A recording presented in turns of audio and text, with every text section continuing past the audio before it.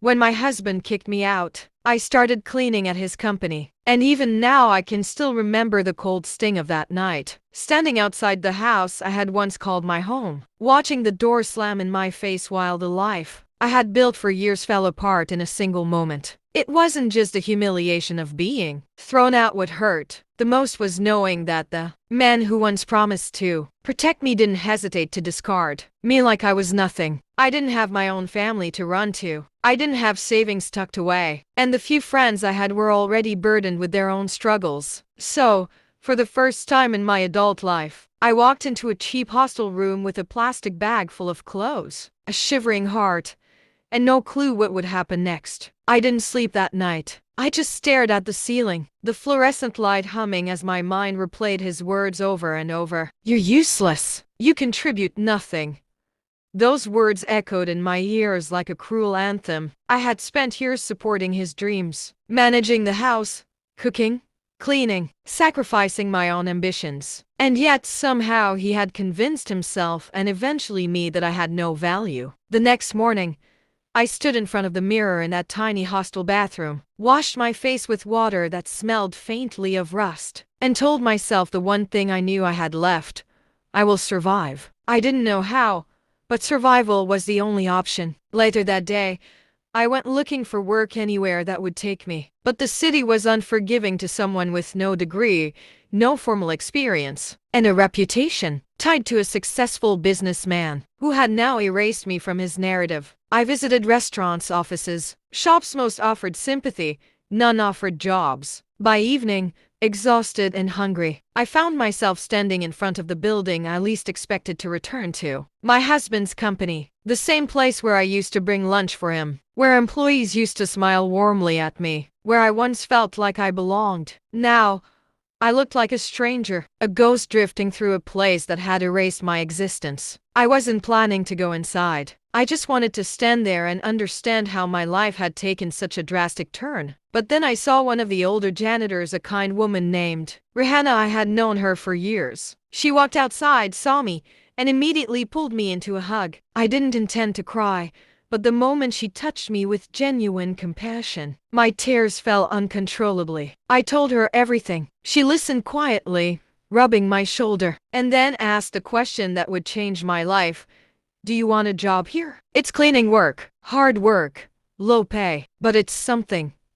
I hesitated. Imagine working in the same building where my husband was the owner, where the staff knew me as Madam, where people once respected me because of my connection to him. Now, I would be the one mopping the floors. But hunger is louder than pride, and survival doesn't negotiate with dignity. I took the job. The first day I reported for duty, I wore a plain faded shirt and tied my hair into a bun. No makeup, no jewelry, nothing that resembled the woman my husband had known. The office looked the same: polished floors, glass doors, people in crisp clothes holding coffee cups and files. But the way they looked at me was different. Some recognized me instantly. I saw the shock in their eyes. I heard whispers. A few avoided eye contact. One or two even smirked. But no one said anything aloud. And that silence cut deeper than any insult. My tasks were simple: sweep the hallways, clean the bathrooms, empty trash bins, wipe tables, and mop the lobby floors. It was physically exhausting,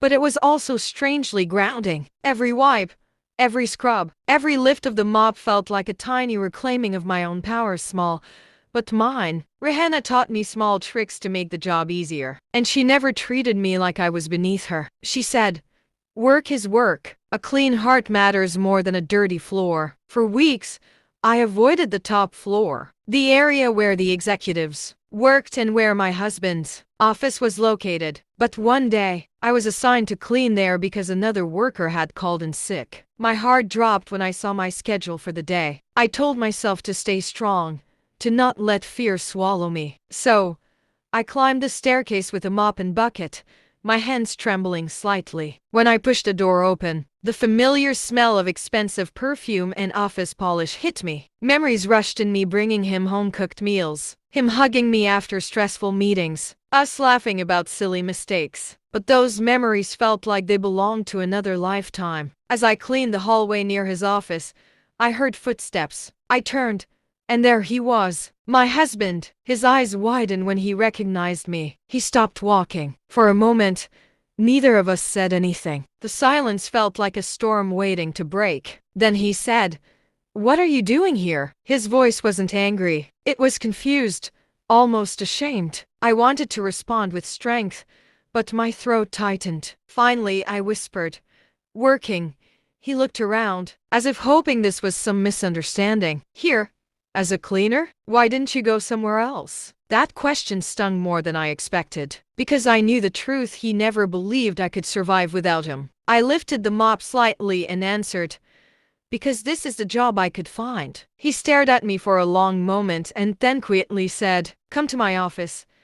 I didn't want to, but refusing would only create more attention. When I entered his office, he closed the door and leaned against his desk. He looked uncomfortable, almost guilty. "You should have told me you needed help," he said softly. That sentence sparked something inside me. A laugh escaped my lips, bitter, cracked. "You kicked me out," I said, my voice trembling. "You threw me away like trash. And now you want to act like you care?" He looked away, rubbing the back of his neck. I was angry. I said things I shouldn't have. I felt tears of silence, pain, unspoken sacrifices, and swallowed ambitions rising inside me like lava. "You didn't just say things," I replied. "You made me believe I was worthless. And I stayed. I stayed until you crushed everything in me."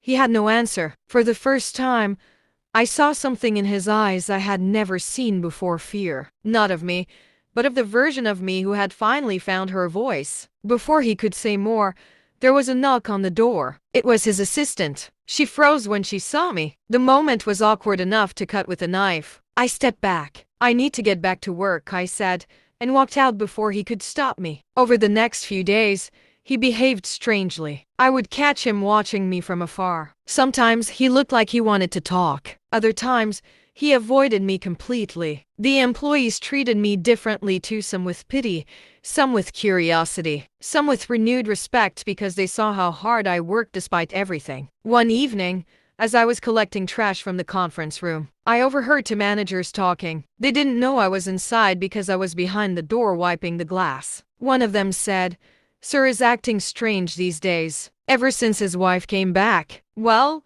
not came back, but working here. It must be embarrassing for him," the other replied. "Embarrassing for him? She's the one cleaning the floors. Imagine what she must be going through." I felt tears prick my eyes, but I didn't let them fall. I lifted the trash bag and walked out, pretending I hadn't heard anything. A week later, something happened that changed everything. It was late, around p.m. Most employees had left. I was finishing the last round of cleaning when I heard someone crying softly in the pantry. I followed the sound and found a young girl, Zoya, one of the new interns, sitting on the floor with her head in her hands. She looked terrified. I sat beside her and gently asked what was wrong. She hesitated, then whispered, "Sir, your husband. He wanted me to have dinner with him tonight. Alone.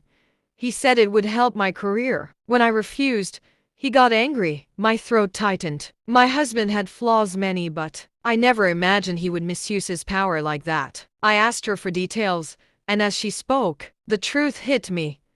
This wasn't the first time. She was just the first person who felt safe enough to speak. I told her we would handle it, not to quit, not to feel ashamed. I promised her she wasn't alone. That night, I didn't go home to the hostel. I went straight to a women's support center with Zoya. We filed a report, confidential, safe, legal. The organization promised to help her. They also asked me if I wanted to file something of my own, but I hesitated. I wasn't ready yet. The next morning, something unexpected happened. HR called an emergency meeting. Zoya had bravely submitted her written statement with their help. My husband was called in. Shockwaves ran through the company. Employees whispered. Some looked horrified. Some looked unsurprised. My husband stormed out of the meeting room looking pale and furious. When he saw me cleaning the lobby, his expression changed. It wasn't anger. It was a mixture of realization and fear. He walked up to me and said, "Did you know about this?" I lifted my mop,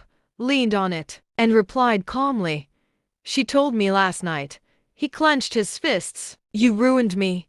Those words felt familiar, but this time I wasn't the one breaking. I stood tall. "No," I said. "You ruined yourself." Over the next 2 weeks, investigations took place. More women came forward. The board got involved. Lawyers arrived. My husband tried to blame me, claiming I manipulated the staff. But too many voices spoke against him. Eventually, he was forced to step down temporarily while the case proceeded. I continued working at the company, not because I had no choice anymore, but because I wanted to. I wanted to stand as proof that dignity doesn't come from titles, wealth, or status. It comes from resilience, truth, and courage. Slowly, people stopped looking at me with pity and started looking at me with respect. One afternoon, the board called me into their office. They said they had watched my conduct, seen how I supported the employees, and felt I had leadership potential. They offered me a position not in cleaning, but in human resources, specifically employee well-being. I was stunned. I didn't know whether to cry or laugh. Me, the woman who once believed she was worthless. And that night, when I sat alone in my new small apartment, I looked at myself in the mirror again. This time, I didn't see a discarded wife or a broken woman. I saw someone reborn from ashes, someone who found strength in the darkest place, someone who stood up not just for herself, but for others. And as for my husband, the investigation eventually exposed multiple inappropriate interactions. He lost his position permanently. One day, he tried to call me. I let the phone ring. Then I blocked his number, because the woman he destroyed no longer existed. The woman who rose from that destruction didn't know him anything. Not forgiveness, not closure, not conversation. My story didn't end with revenge. It ended with rebirth. And sometimes losing everything is the only way to discover who you truly are.